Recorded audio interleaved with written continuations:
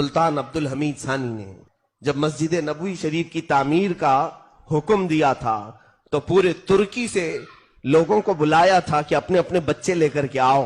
جو بھی بچے پیدا ہوئے 1 دن کے 2 دن کے وہ سب لے کر کے لوگ حاضر ہوئے. 500 بچے جمع ہوئے. بادشاہ نے وہ سارے بچوں کو لے لیا, ایڈاپٹ کر لیا. مدینے سے کچھ دور ایک بستی بسائی جو جنگل میں تھی, آس پاس کوئی شہر بھی نہیں تھا.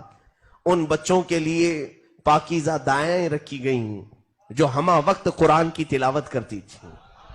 اور یہاں تک کہ وہ بچے ختم قرآن کے ساتھ پورا دودھ پیتے تھے. 2 سال کے ہوئے تو ان کی زبانوں پر سب سے پہلی زبان عربی جاری ہوئی.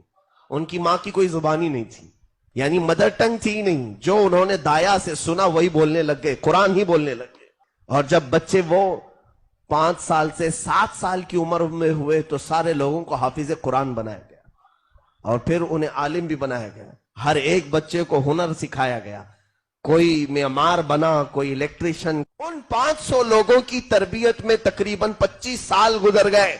جب وہ جوان 25 سال کے ہوئے تو ان کو لا کر کے مسجد نبوی بنائی گئی تھی. اور ان نوجوانوں نے جو مسجد نبوی بنائی, اپنے ہاتھوں سے جو اینٹیں رکھی ہیں, 300 سال کا عرصہ گزرنے کو آ گیا. ابھی 1960 اور 1970 کی دہائی میں دوبارہ مسجد نبوی کا کنسٹرکشن ہوا ہے.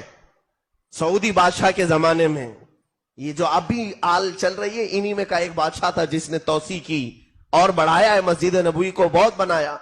لیکن جو اصل میرے آقا صلی اللہ علیہ وسلم کا حجرہ ہے, جہاں روضہ ہے اور جہاں پہلی 4 صفیں لگتی ہیں, یا ریاض الجنہ ہے, اس جگہ کو شہید کر کے نیا بنانا تھا, نیا پروجیکٹ تھا. تو لکھنے والوں نے یہ بھی لکھا ہے کہ 1 مہینے تک بلڈوزر اس کو دراڑے مارتے رہے لیکن دیوار ہلی نہیں, اس کے کوئی پلر نہیں ہلے.